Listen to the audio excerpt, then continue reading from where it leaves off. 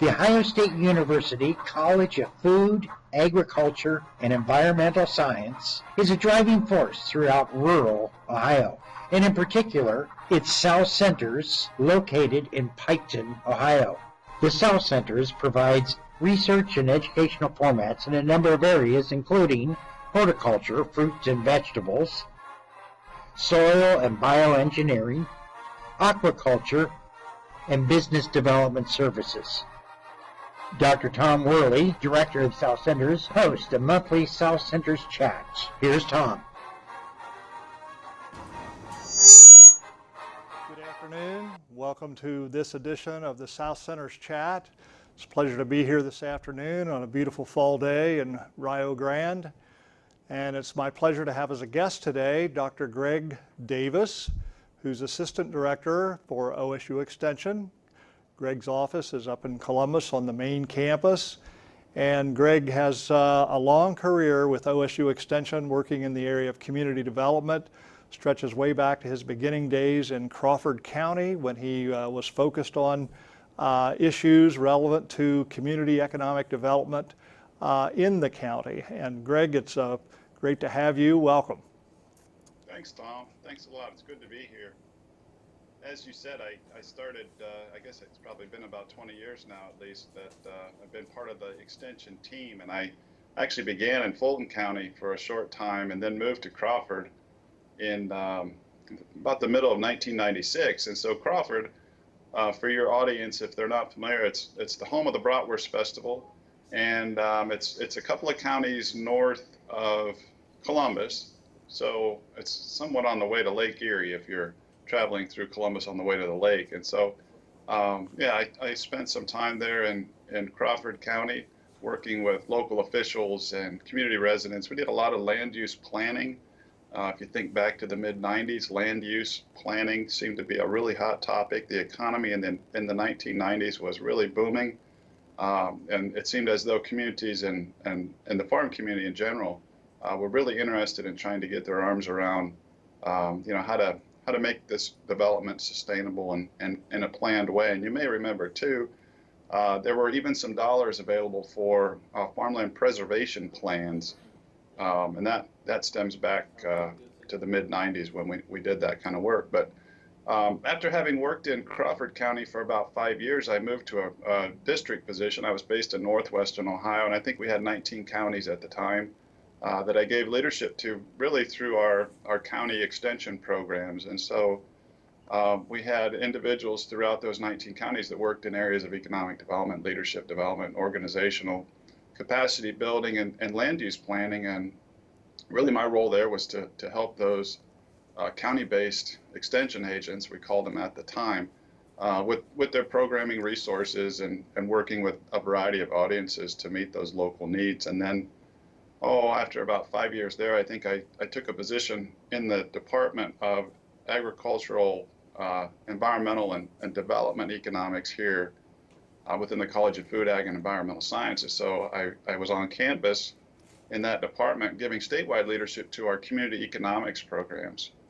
And so really the workhorse in that portfolio of programs was the Business Retention and Expansion Program. And so that's a program with a long history within Ohio. Really goes back about to the mid-1980s. We had some faculty members in that department that really had a focus on community engagement. And at the time, the economic development emphasis, it seemed, was really on industrial attraction. And so, that attraction game, there's a whole lot of communities vying for a very limited number of new facilities. And so we had faculty, one by the name of George Morse, who's retired now, another Leroy Hushak, who's also retired. You probably remember having had some opportunities to work with those two fine economists in the department here.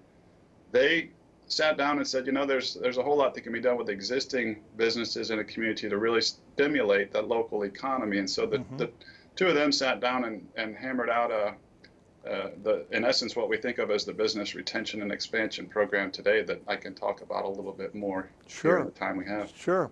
Well, I think that even the start of George Morse with that program, or at least before that program, actually was here in Jackson County up at the district office where George began his career with OSU Extension, and as you pointed out, originated the BR&E program in response to this part of the world anyway, and obviously was on campus with you for a period of time and then moved on to University of Minnesota and implemented a statewide program up there based on retention and expansion. So a very viable program. I think it's still a part of the portfolio that's available, and I don't know how often it's still used, but I can recall in my tenure that being used over in Highland County, for instance, and I feel that other counties have benefited from that. So could you want to give a thumbnail sketch of what BR&E is all about? Absolutely happy to. You're absolutely right, Tom. The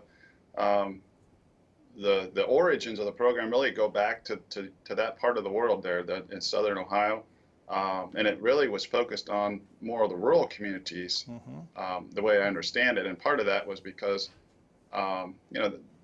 traditionally the more rural communities have fewer resources to work with, and so unlike the larger cities and the urban metro areas that they've got resources that they can devote in a variety of areas. Typically, you've got a variety of needs in more rural communities and much fewer resources. So those limited resources require folks to get more creative, and that's really where I think George and Leroy they kind of struck that gold mine when they said, well, here's a program that really for very little money there can be all kinds of impact, and so the basic essence of the program was and still is to this day involving local community residents with an interest in their local economy in really sitting down and trying to get their arms around what the local economy looks like. And so, how do you do that? How do you describe it? Well, you can look at existing data, right? And so there's all kinds of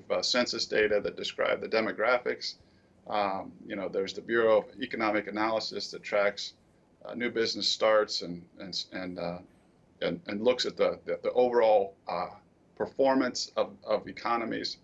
But what you don't get is that local feel. And so I think really the neat thing about the BR&E program, as they envisioned it, was local residents would actually go visit businesses within the community in teams, and usually the team was anywhere from 2 to 3 individuals there locally. And so what they would do as a community, they would sit down as a committee and say, what is it we really need to know, and why do we need to know it? So what you wouldn't do is ask questions that were nice to know, but really wouldn't provide you with any kinds of information or direction that you could use to then take action. So it's informing community action and that local action that so many folks, especially in rural areas, they've got that passion and energy and they want to do something about that community. And so coupled with the existing data, these BR&E task forces would collect local data, and they would, in essence, narrate that local economy and learn things about it that they could not learn via existing data sources. So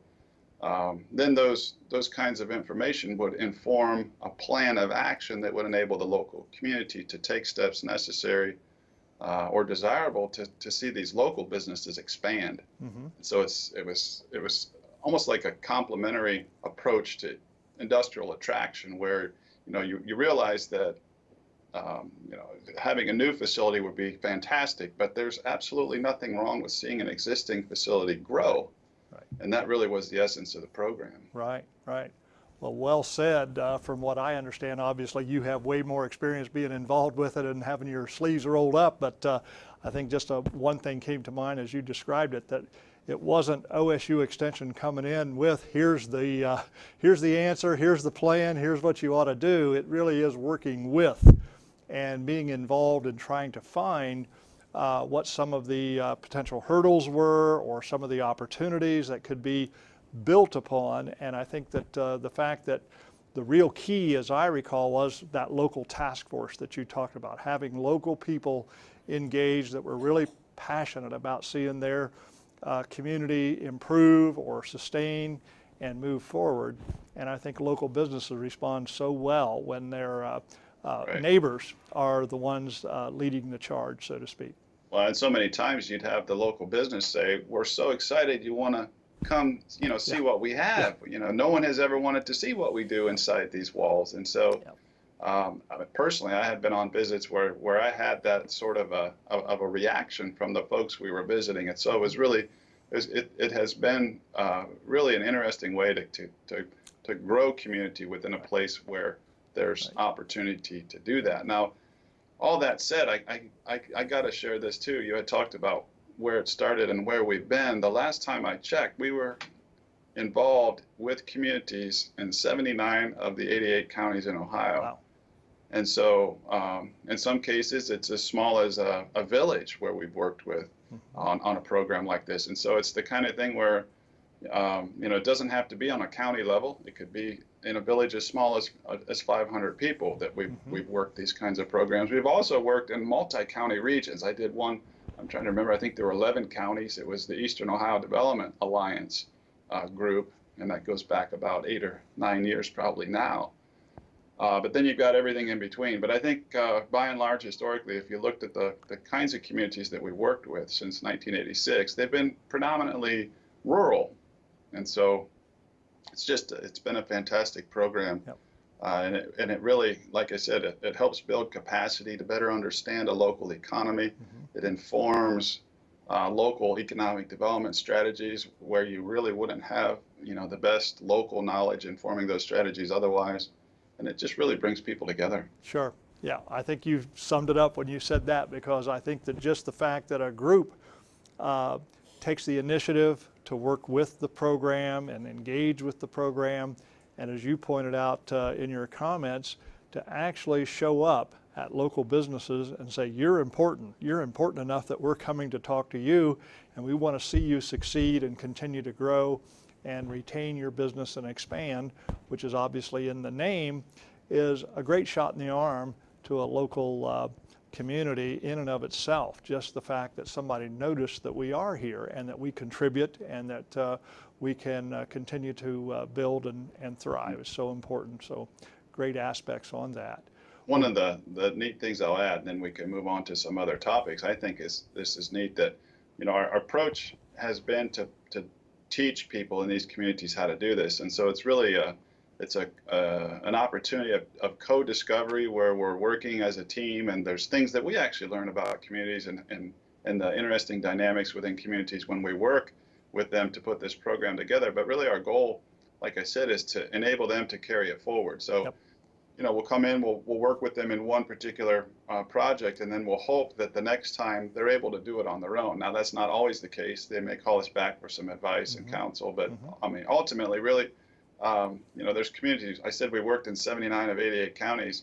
There's very few that we've worked with over and over and over. And in some cases, you might say, well, you've got turnover in local leadership and whatnot, economic development offices. Maybe you do need to go back, and we have in some of those cases. But the other neat thing, I think, is there's communities that we've worked with that are now part of our teaching team, which, I mean, they've totally embraced the concept, and they've done a really good job at seeing what it can do. And they're such believers in the program that, in fact, we're at the International Economic Development Council a number of weeks ago here in Cleveland. It was actually the international conference was in Ohio. And so we had a team there. We did a panel, and we had a panelist that we had invited from the city of Strongsville, and he was so excited to share what they've done over the years, having worked with this program. Great.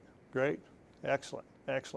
Well, you're right. I think we could spend the rest of our time just reviewing BR&E and some of the successes and some of the things that have grown out of that. But suffice it to say, the program is still available, and that we have community development specialists that can assist if there are community members that become aware of it through this means, that you can be contacted, or myself, anybody here at Rio Grande can make the connections on furthering this. But I know another topic that is of more recent, and especially in this region of the state and further east as we get to Pennsylvania, is the whole shale gas phenomena, if I can use that word, or I guess some people say the play, if you will, in eastern Ohio and Pennsylvania, Western Virginia, and the Panhandle, obviously.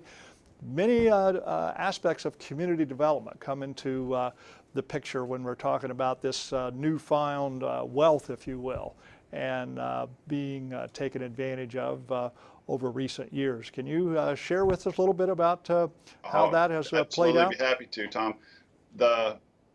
As you said, it is absolutely a phenomenon, and to be a part of it here in this time, I think has been very exciting for me. In fact, so we have a work group that's been meeting now for at least 3 years, and when I think of the kinds of conversations and the communications that they're sharing, the information back and forth, it's just it's amazing.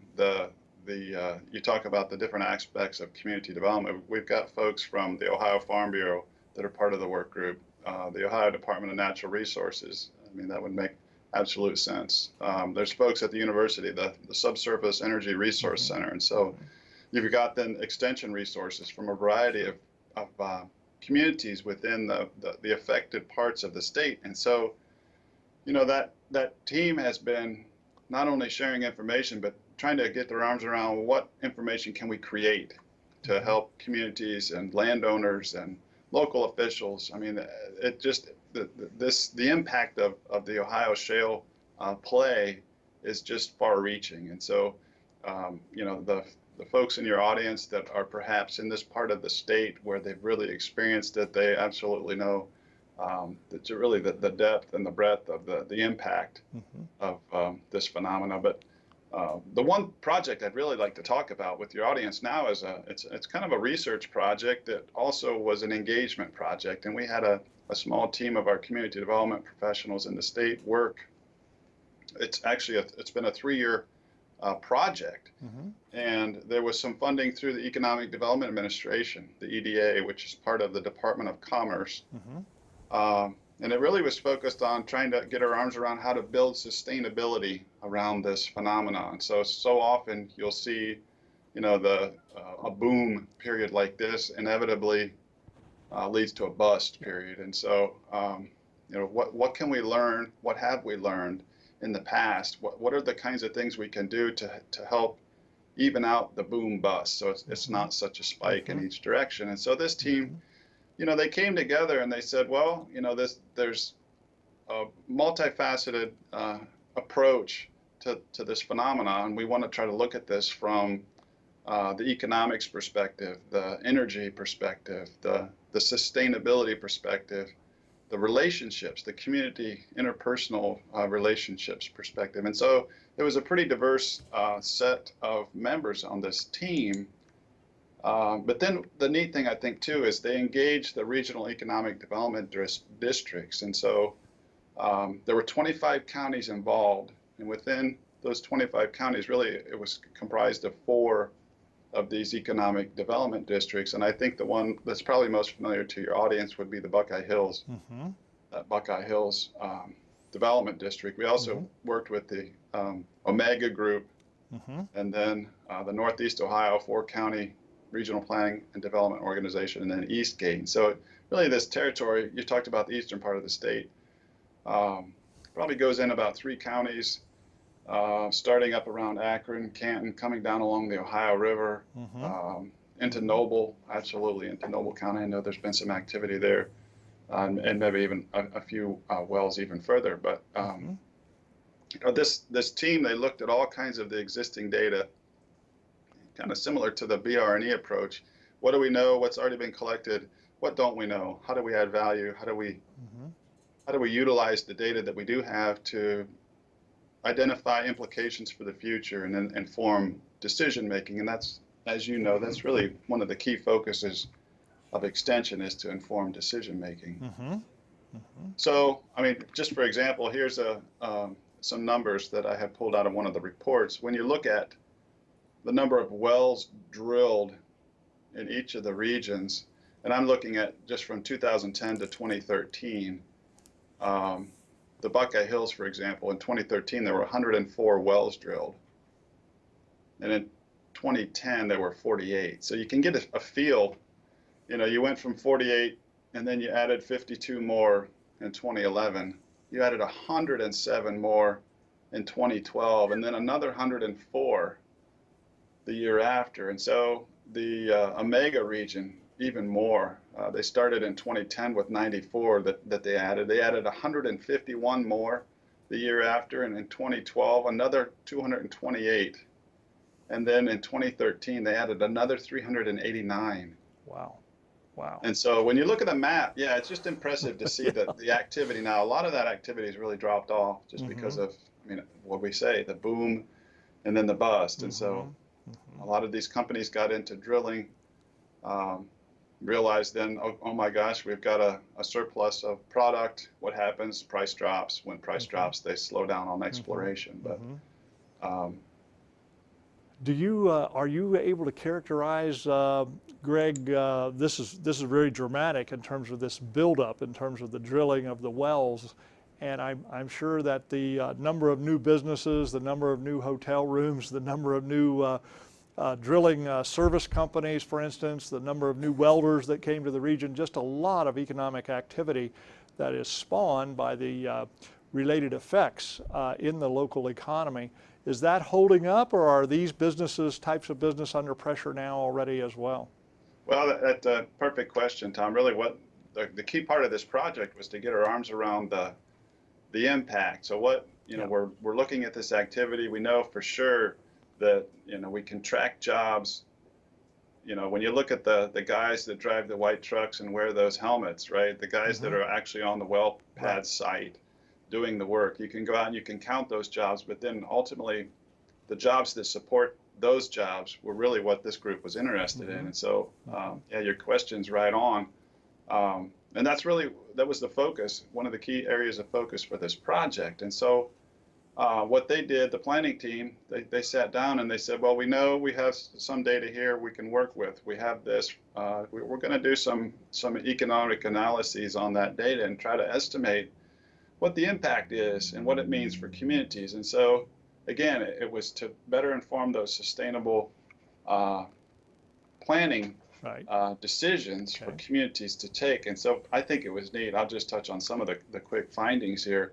When you think about this phenomena, what do you see when you drive through this part of the country? Well, you see those well pads, right? You see trucks, right? They're transporting equipment and materials and supplies that are required to drill these wells. But then once wells are drilled, what do you need?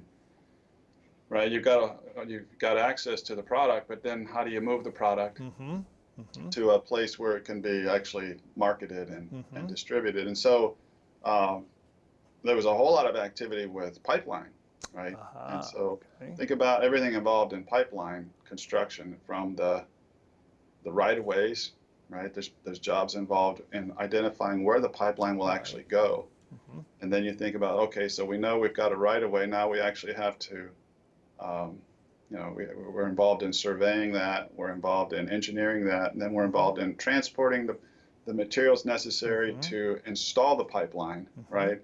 So there's a whole lot of pieces and parts. And while it might actually occur near the well site or even in the region where the drilling's taking place, think about, with transportation systems such as they are, think about Eastern Ohio and the roads that you have. Now think about the existing industries that were in place in Ohio and this part of the state prior to this shale phenomena. Really what we saw, I think, it's pretty kind of neat. The metal manufacturing saw the biggest gain during this time period. Yeah, so think about Youngstown, farther up into the northeastern part of the state, historically involved in steel milling, right? Right. And so pipeline fabrication and transportation really was the biggest winner during this time period in terms of local, and when I say local, I mean Ohio, economic impact. Sure. And so behind the primary metal manufacturing sector was the chemical and chemical-based products, which would make sense, right? We're creating chemical-based products. And then glass and ceramics was a big one. Wow.